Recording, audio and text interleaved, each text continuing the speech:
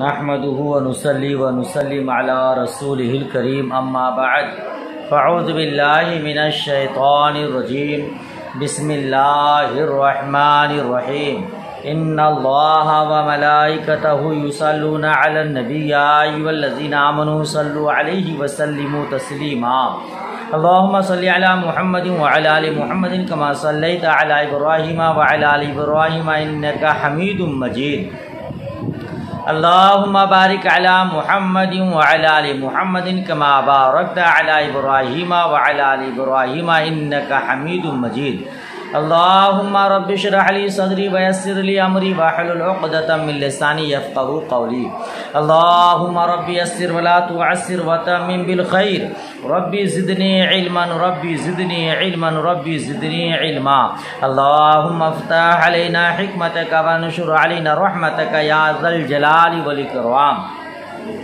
بسم الله الرحمن الرحيم باب غسل الرجلين الى الكعبين حدثنا موسى قال حدثنا وهيب عن عمرو عن أبيه شهيد عمرو بن أبي حسن سأل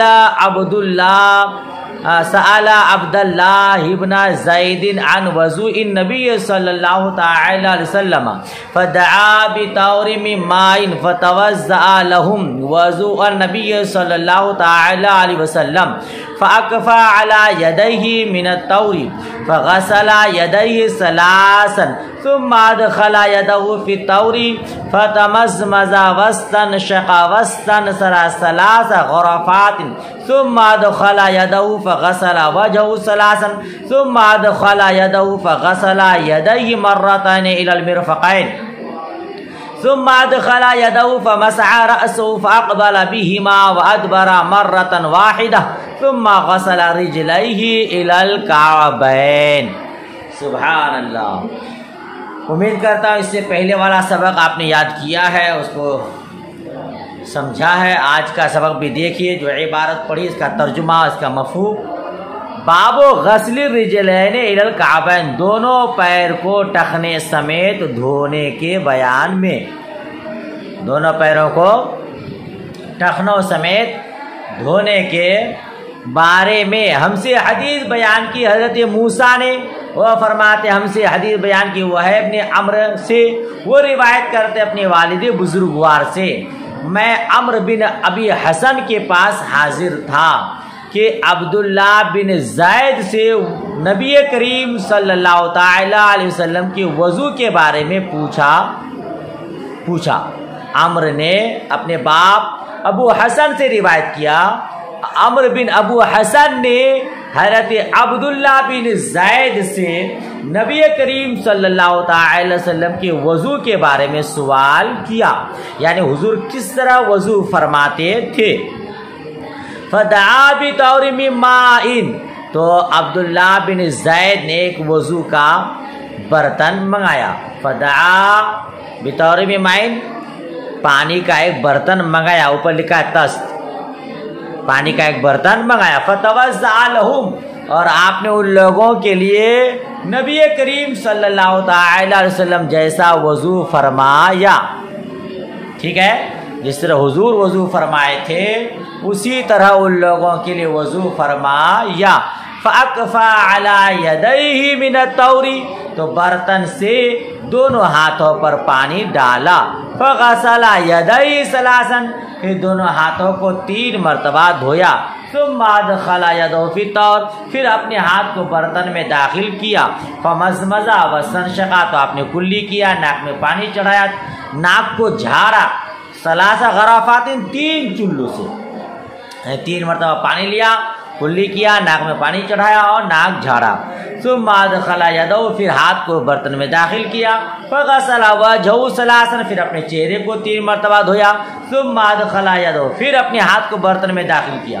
فغسل یدیہ مرتین مرفقین، پھر دونوں ہاتھوں کو مرفقین سمیت دھویا 2 مرتبہ، ثم ادخل یدہ، پھر اپنے ہاتھ کو برتن میں داخل کیا، فمسح رأسہ، پھر اپنے سر کو کا مسح کیا، فاقبل بہما وادبر مرۃ واحدہ، تو دونوں ہاتھوں کو سامنے سے آگے سے پیچھے لے گیا 1 مرتبہ، پھر اپنے دونوں پیروں کو دھویا ٹخنے سمیت۔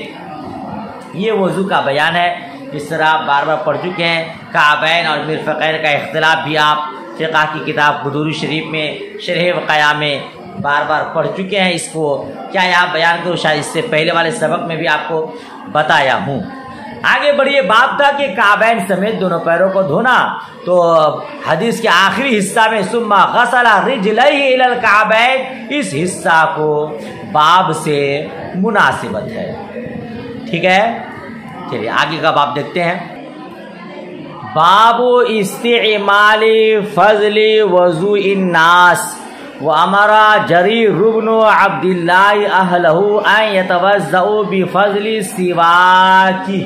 یہ باب ہے لوگوں کے وضو کے بچے ہوئے پانی کو استعمال کرنے کے بارے میں۔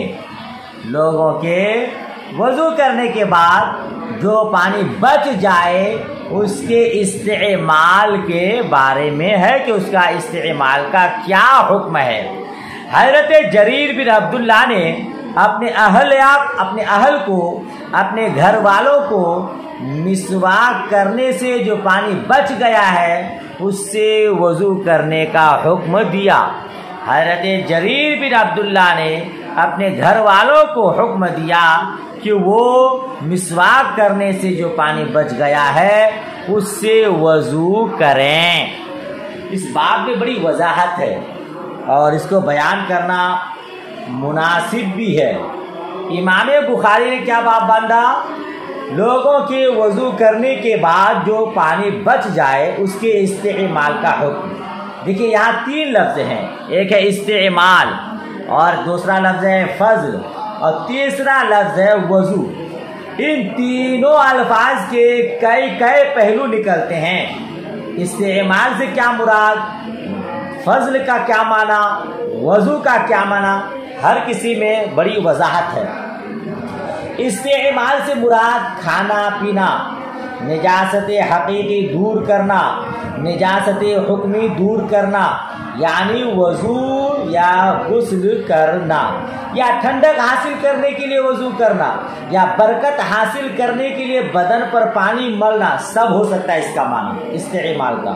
اسی طرح فضل کے معنی بھی کئی ہو سکتا ہے۔ فضل کا معنی ہوتا ہے بچا ہوا پانی۔ اس کی 2 صورتیں نکلتی ہیں، وضو یا غسل کے بعد برتن میں جو پانی بچ گیا وہ ہے فضل۔ دوسرا معنی وضو یا غسل کرتے وقت جو پانی اعضاء سے گر کر جمع ہوا وہ ہے فضل، ٹھیک ہے۔ اسی طرح وضو ایک بے وضو کا ہے اور ایک با وضو کا ہے۔ امام بخاری علیہ رحمہ کی کیا مراد ہے یہ کسی طرح ظاہر نہیں ہو پائی، ٹھیک ہے، لیکن مختلف احتمالات کو اکٹھا کیا جائے تو بہت سی صورتیں ایسی نکلتی ہیں جو متفق علیہ ہے۔ مثلا فضل سے مراد وہ پانی لیا جائے جو وضو و غسل کے بعد برتن میں بچے رہے، یہ بالاتفاق پاک بھی ہے، پاک کرنے والا بھی ہے۔ یہ وضو کریں برتن میں پانی بچ جائے تو وہ پاک بھی ہے، پاک کرنے والا بھی ہے۔ لیکن جب امام بخاری علیہ رحمہ کی کوئی مراد ہی معلوم نہیں تو تعلیق اور احادیث کے باب سے مطابق ہونے کی تقریر نہیں ہو پائے گی۔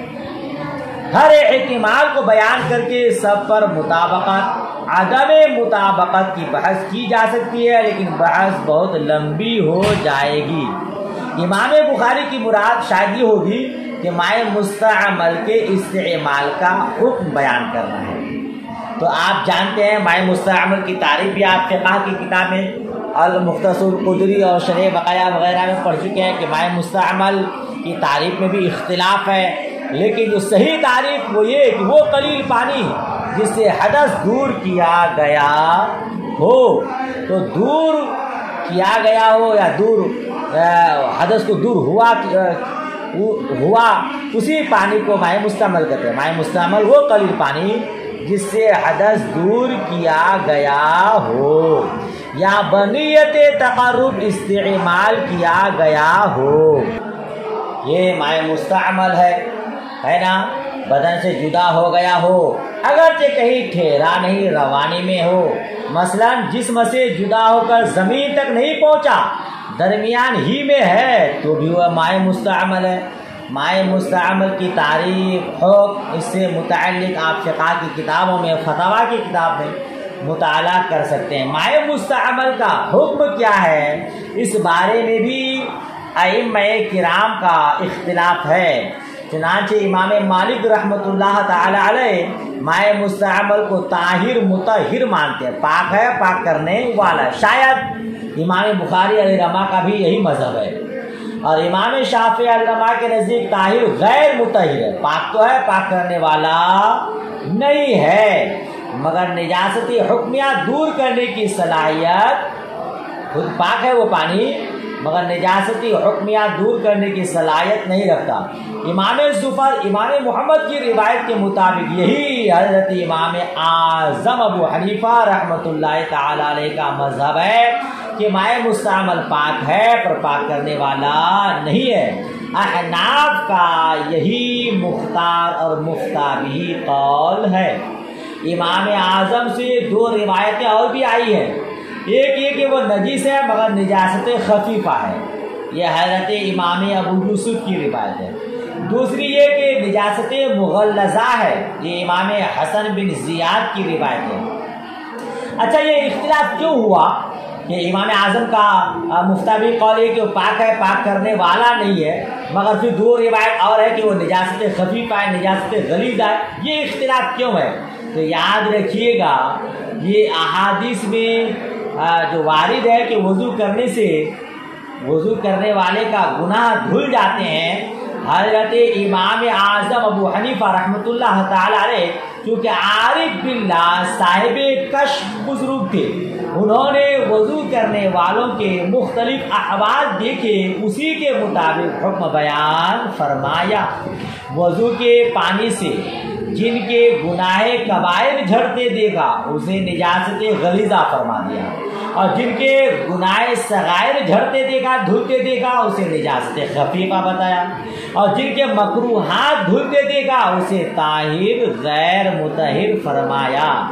میزان الشریعت الکبریٰ میں امام عبد الوہاب شعرانی حضرت سیدنا علی خواص رضی اللہ تعالی عنہ سے نقل فرماتے ہیں، انہوں نے فرمایا امام اعظم ابو حنیفہ کے مدارک بہت دقیق ہیں، ان پر اکابر اولیاء اہل مشاہدہ ہی مطلع ہو سکتے ہیں۔ امام اعظم ابو حنیفہ وضو کرنے والوں کے جو گناہ دھل کر گرتے اسے پہچان لیتے، اس لیے انہوں نے مائع مستعمل کے 3 درجے رکھے ہیں۔ ایک بار کوفی کی جامع مسجد میں تشریف لے گئے، ایک جوان کو حوض میں وضو کرتے دیکھا، دھواں جب گرا تو اس سے کہا، اے بیٹے، ماں باپ کو ایذا دینے سے توبہ کر۔ اس نے فوراً توبہ کی۔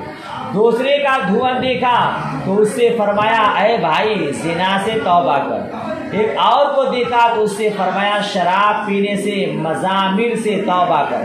ان دونوں نے بھی توبہ کی۔ یہ دونوں بزرگ شافعی تھے، تو چونکہ آپ اہل کشف، صاحب کشف تھے، وضو کرنے والے کس حالت میں ہیں، وہ کون سے گناہ کا ارتکاب کیے ہیں، کون سے گناہ جھڑ رہے ہیں، سب دیکھتے، لہذا آپ نے اس کے 3 درجے بتائے، ایک نجاست غلیظہ اور ایک خفیفہ اور ایک پاک کرنے والا نہیں، طاہر غیر مطہر، ہے نا۔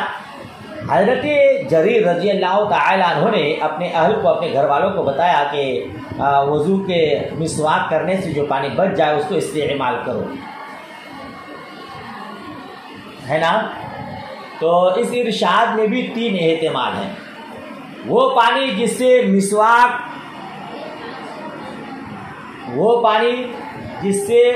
مسواک کرنے سے پہلے مسواک بھگوتے تھے، یا وہ پانی مسواک کرتے وقت جس میں مسواک ڈالتے تھے، یا وہ پانی جس میں مسواک کرنے کے بعد مسواک رکھتے تھے۔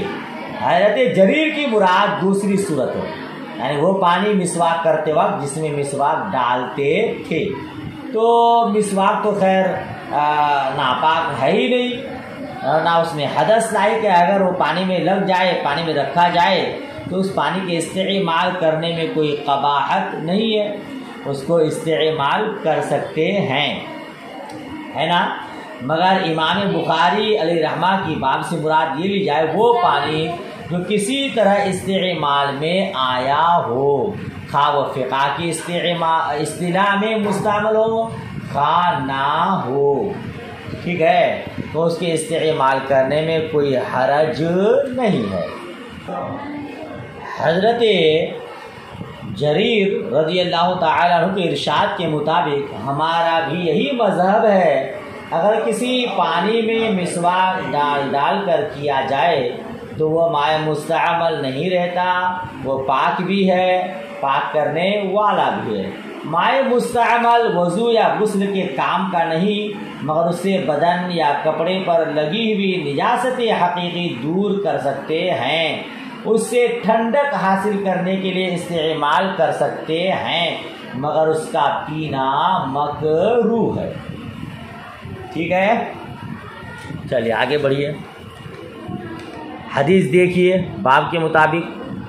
حدثنا آدم قال حدثنا شعبة قال حدثنا الحكم قال سمعت أبا جحيفة يقول خرج علينا النبي صلى الله تعالى وسلم بالهاجرة فأتي بوضوء فتوضأ فجعل الناس يأخذون من فضل وضوئه۔ ترجمہ دیکھیے، ہم سے حدیث بیان کی حضرت آدم نے، وہ فرماتے ہم سے حدیث بیان کی شعبہ نے، وہ فرماتے ہم سے حدیث بیان کی حکم نے۔ قال سمعت ابا جحیفہ، حکم نے کہا میں نے ابو جحیفہ سے سنا، وہ فرماتے تھے کہ نبی کریم صلی اللہ تعالی وسلم سخت گرمی میں باہر ہم میں تشریف لائے، حضور کی خدمت میں وضو کا پانی حاضر کیا گیا، حضور نے وضو فرمایا، لوگ آپ کے غسالہ کو لے لے کر ملنے لگے۔ نبی صلی اللہ تعالی علیہ وسلم نے ظہر بھی 2 رکعت پڑھی اور عصر بھی 2 رکعت پڑھی، حضور کے سامنے چھوٹا نیزہ تھا، حضور کے سامنے چھوٹا نیزہ تھا۔ یہ حدیث ہے، اس حدیث کو باب سے کیا مناسبت؟ امام بخاری اور مسلم میں، خود امام بخاری علیہ رحمہ نے اور امام مسلم نے مسلم میں یہ حدیث کچھ زیادتی کے ساتھ روایت کیا ہے، جس کا خلاصہ یہ کہ حضرت ابو جحیفہ کہتے ہیں جب حضور صلی اللہ تعالی علیہ وسلم مکے میں تھے تو میں حضور کی خدمت میں حاضر ہوا، حضور صلی اللہ تعالی علیہ وسلم چمڑے کے سرخ رنگ کے گول خیمے میں بطحا میں تشریف فرما تھے۔ عصر سے کچھ پہلے حضور صلی اللہ تعالی علیہ وسلم باہر تشریف لائے، حضرت بلال وضو کا پانی لائے، حضور نے وضو فرمایا، حاضرین وضو کے غسالہ کو لینے کے لیے ٹوٹ پڑے، غسالہ مبارکہ لے لے کر لوگ اپنے اپنے چہروں پر ملنے لگے، جسے مل جاتا ملتا جاتا اور جسے نہیں ملتا وہ پانے والے کے ہاتھ کی تری لے لیتا، سبحان اللہ، اور ہاتھ اپنے چہروں پر ملتا۔ حضرت بلال نے اذان کہی، جدھر وہ منہ گھماتے ہیں میں بھی گھماتا، یعنی دائیں بائیں، حی علی الصلاح حی علی الفلاح کہتے وقت۔ پھر چھوٹا نیزہ بلال نے گاڑا، حضور آگے بڑھے، 2 رکعت ظہر کی نماز پڑھی اور عصر بھی 2 رکعت پڑھی، حضور کے آگے چھوٹا نیزہ تھا، اس نیزہ کے آگے عورت اور گدھے گزرتے رہتے، جب نماز ہو چکی تو لوگ حضور کے دستے مبارک کو لے کر اپنے اپنے چہروں پر ملنے لگے، میں نے بھی دست اقدس لیا اور اپنے چہرے پر رکھا، دست مبارک برف سے زیادہ ٹھنڈا اور مشک سے زیادہ خوشبودار تھا، سبحان اللہ۔ اس حدیث کو بھی باب سے کوئی مناسبت نہیں، اس لیے کہ جب حضور صلی اللہ تعالی وسلم کی فضلات مبارکہ طاہر ہے، پاک ہیں، تو حضور صلی اللہ تعالی وسلم کی غسالہ مبارکہ کی نجاست کا کوئی سوال ہی نہیں ہوتا، وہ بہرحال پاک ہوگا۔ یہاں بحث انبیاء کرام کے استعمال کردہ پانی کی نہیں، امتیوں کے استعمال کردہ اس پانی کی ہے جو فقہی طور پر مستعمل ہو چکا ہو۔ سمجھ میں آئی بات؟ یہاں انبیاء کرام مصطفیٰ کریم کے غسالہ کی بات کر رہے ہیں، حضور کے تو فضلات، پیشاب پاخانہ وغیرہ امتی کے حق میں پاک ہے، تو غسالہ کی کیا بات؟ ٹھیک ہے، اچھا چلیے آگے بڑھیے۔ وقال ابو موسیٰ دعا النبی صلی اللہ تعالی وسلم بقدع فیہ ماء فغسل یدیہ ووجہہ فیہ ومجہ فیہ۔ حضرت ابو موسیٰ نے کہا نبی کریم صلی اللہ تعالی علیہ وسلم نے پانی کا پیالہ منگایا، پھر آپ نے دونوں ہاتھوں کو دھویا اور اپنے چہرے کو دھویا اور آپ نے اس میں کلی کیا۔ ثم قال لہما، پھر آپ نے ان دونوں سے کہا، کن سے؟ حضرت ابو موسیٰ سے، کہ اشربا منہ، جی پھر ان دونوں سے کہا، کن دونوں سے؟ حضرت ابو موسیٰ اور حضرت بلال سے، ان دونوں سے فرمایا اشربا منہ، اس کو پی لو، اس سے پی لو، وافرغا علی وجوہکما، اور اس کو اپنے چہروں پر مل لو، ونحورکما، اور اپنے سینوں پر مل لو۔ حضور نے پیالہ منگایا، اس سے آپ نے اپنے چہرے کو دھویا، ہاتھوں کو دھویا، پھر اسی میں کلی کی برکت کے لیے پھر حضور نے حضرت بلال اور ابو موسیٰ سے کہا ان دونوں کو اپنے چہروں پر کیا کرو، اس کو پی لو تبرکن، اور اس کو اپنے چہروں پر ڈال دو، مل لو، اور اپنے سینوں پر۔ صحابہ کرام تبرکن ان پانیوں کو استعمال کرتے تھے۔ جی آگے والے حدیث دیکھیے۔ حدثنا علي بن عبد الله قال حدثنا يعقوب بن إبراهيم بن سعد قال حدثنا أبي عن صالح عن ابن شهاب قال أخبرني محمد بن الربيع قال وهو الذي مجى رسول الله صلى الله تعالى وسلم في وجهه وهو غلام من بيرهم، وقال عروة عن المسور وغيره يصدق كل واحد منهما صاحبه کل واحد منہما صاحبہ، وَإِذَا تَوَضَّأَ النَّبِيُّ صلی اللہ تعالی وسلم كَادُوا يَقْتَتِلُونَ عَلَى وَضُوئِهِ۔ حضرت کون راوی اس کے؟ حضرت ابن شہاب رضی اللہ تعالی عنہ سے روایت فرماتے ہیں مجھے محمود بن ربیع نے خبر دی، قال وَهُوَ الَّذِي مَجَّى رسول اللہ صلی اللہ علیہ وسلم فی وجهہ۔ یہ محمود بن ربیع کون ہیں؟ فرماتے یہ وہ ہیں جس کے چہرے پر مصطفیٰ کریم صلی اللہ تعالی علیہ وسلم نے کلی فرمایا۔ یہ محمود بن ربیع کون ہے؟ وہ ہیں جس کے چہرے پر رسول اللہ صلی اللہ تعالی علیہ وسلم نے کلی فرمایا۔ وہ ہوا غلام، اور وہ بچہ تھا، یعنی محمود بن ربیع کا بچپن کا زمانہ ہے، اور حضور نے ان کر اپنے کنواں سے کلی فرمایا۔ وقال عروۃ من بیرہم کا معنی اپنے کنواں سے، وقال عروۃ عن المسور وغیرہ، اور حضرت عروہ نے مسور وغیرہ سے کہا ان میں سے ہر ایک دوسرے کی تصدیق کرتے ہیں، ان میں سے ہر ایک دوسرے کی تصدیق کرتے ہیں۔ اور جب نبی کریم صلی اللہ تعالی وسلم وضو فرماتے تو قریب تھا کہ صحابہ کرام وضو کے بچے ہوئے پانی کو استعمال کرنے کے لیے قتال کرتے، لڑنے مرنے کو تیار ہو جاتے۔ مصطفیٰ کریم صلی اللہ تعالی وسلم جب وضو فرماتے تو صحابہ کرام وضو کے پانی کو زمین پر گرنا گوارا نہیں بلکہ خود اپنے ہاتھوں میں لے لیتے، اتنی بھیڑ لگ جاتی لگتا کہ یہ لوگ اپنے آپس میں لڑائی کر رہے ہیں، لڑنے مرنے کو تیار ہو جاتے۔ ٹھیک ہے، بہرحال تو یہ تو پہلے ہی بتا دیا کہ باب تھا لوگوں کے وضو کے بچے ہوئے پانی کو استعمال کرنے کے بارے میں، اور یہاں حدیث مصطفیٰ کریم کے وضو کے بچے ہوئے پانی اور غسالہ کی بات چل رہی ہے، اس سے باب کو کوئی مناسبت سمجھ میں نہیں آ رہی ہے۔ امتیوں کے استعمال بچے ہوئے پانی کے استعمال کا حکم بیان کیا جائے تو بات سمجھ میں آتی ہے۔ بہرحال اتنا یہاں ہے کہ حضور کے بچے ہوئے پانی کو صحابہ کرام نے استعمال کیا ہے، برکت کے لیے اپنے چہروں پر، اپنے سینوں پر ملا ہے۔ ٹھیک ہے، اگلا باب دیکھیے، باب حدثنا عبد الرحمن بن یونس قال حدثنا حاتم بن اسماعیل عن الجعد قال سمعت السائب بن یزید یقول ذهبت بی خالتی الى النبی صلی اللہ تعالی علیہ وسلم فقالت یا رسول اللہ ان ابن اختی وقع فمسح رأسی ودعا لی بالبرکت ثم توضأ فشربت من وضوئی ثم قمت خلف ظهری فنظرت الى خاتم النبوۃ بین کتفی مثل زر الحجلتی۔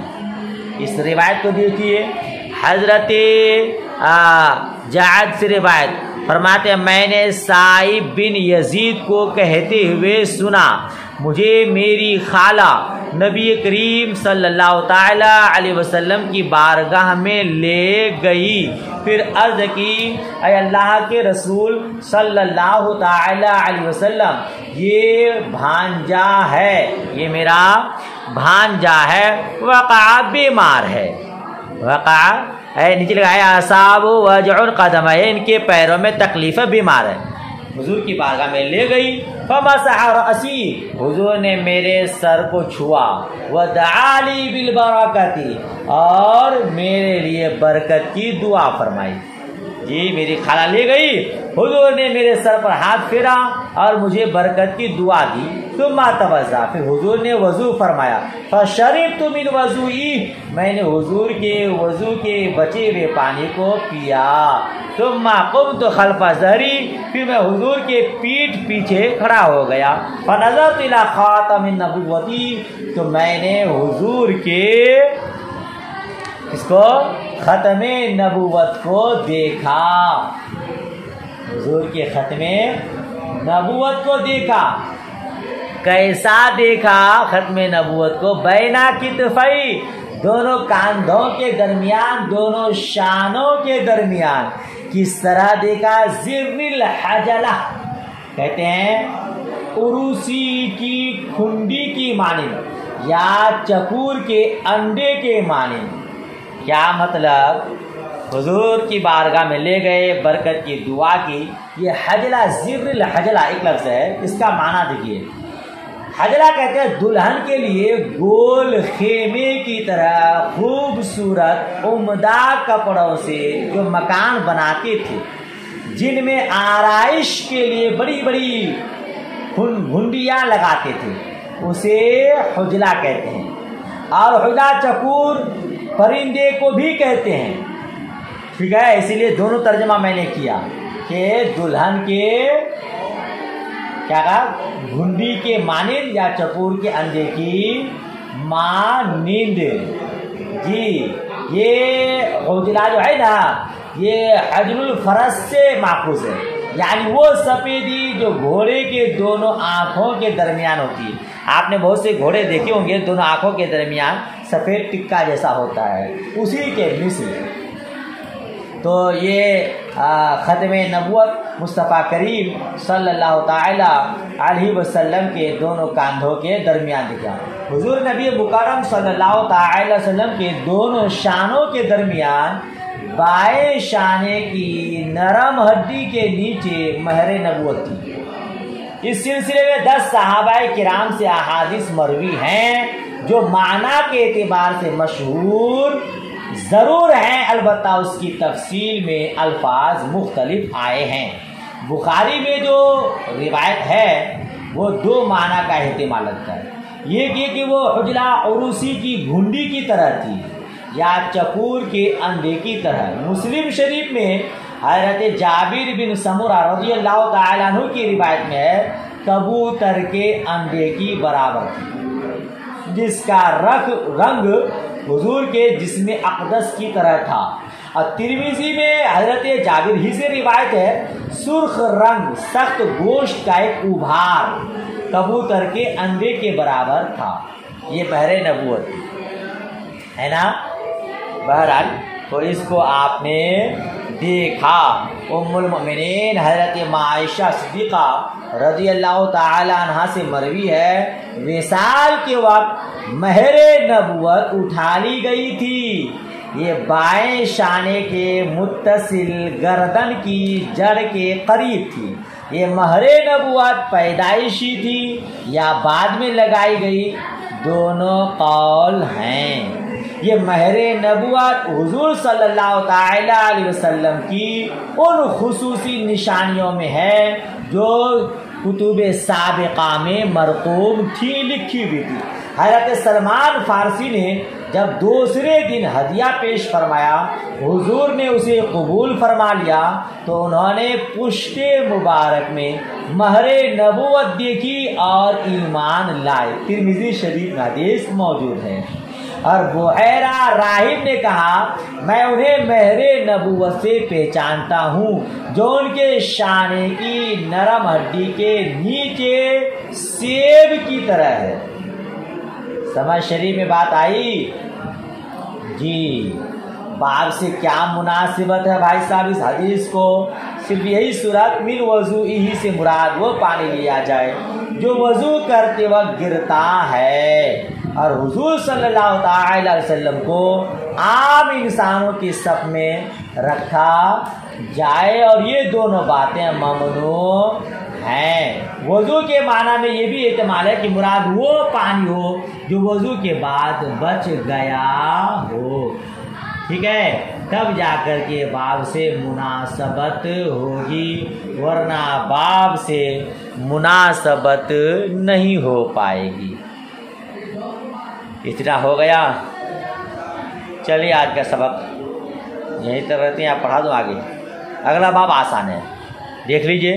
باب من مزمزہ وستن شقا من غرفۃ واحدہ، ایک چلو پانی سے کلی اور ناک میں پانی چڑھانے کے بارے میں۔ جو شخص کلی کرے، ناک میں پانی چڑھائے ایک چلو پانی سے، یہ سب اختلافات بھی آپ بار بار پڑھ چکے ہیں۔ ہمارے لیے کلی کرنا کے لیے اور ناک میں پانی چڑھانے کے لیے 3 مرتبہ نیا پانی لینا مسنون ہے، مستحب ہے۔